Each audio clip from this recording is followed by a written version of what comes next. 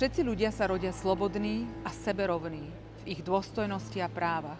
Sú obdarení rozumom a svedomím a majú navzájom konať v duchu bratstva. Toto je prvý článok Všeobecnej deklarácie ľudských práv.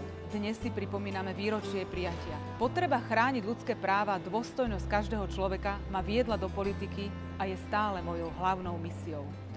Milióny ľudí sú po celom svete prenasledovaní pre svoju vieru alebo politické názory. V Európskom parlamente sa mi podarilo urobiť veľa krokov na ich podporu.